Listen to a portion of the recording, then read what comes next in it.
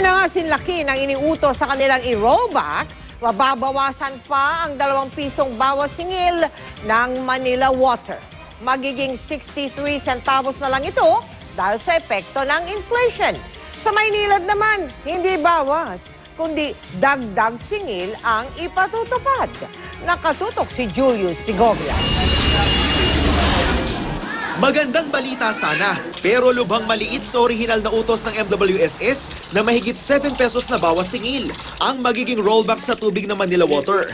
Imbes na 7 pesos, 2 pesos and 77 centavos per cubic meter lang ang ipatutupad sa Hunyo. Ang problema, mababawasan pa. Ang bawas na bawas singil na yan, liliit pa dahil ikakarga na raw ang galaw sa inflation rate na 2 taong hindi na singil.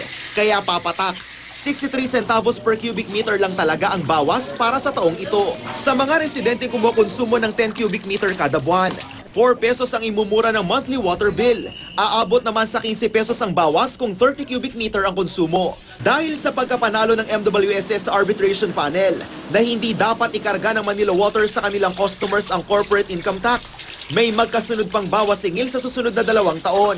Nirerespeto naman ng Manila Water ang desisyon at hindi na raw aapela, pero nababahala sila. It's fundamentally changing the concession agreement and fundamentally changing the character and the nature of Manila Water.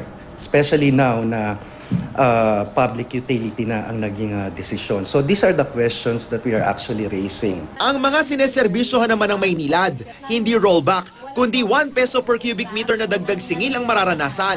Hindi sang-ayon dito ang Maynilad. Mahigit 4 pesos per cubic meter daw ang inaprobahang taas singil ng panel. Lumiit ang rate hike dahil inalis din ng MWSS sa kwenta ang corporate income tax na mahigit 3 piso.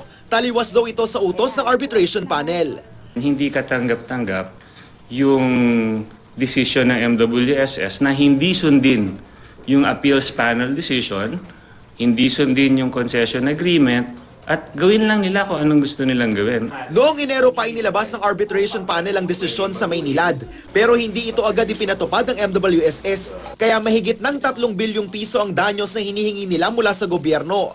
Iniakyat ulit nila ang usapin sa arbitration sa Singapore. Mas malaki ang bawas singil na utos ng MWSS sa Manila Water noong 2013 kumpara sa inaprubahan ngayon ng arbitration panel. Ang Maynilad, imbes na bawas, taas singil pang ipatutupad.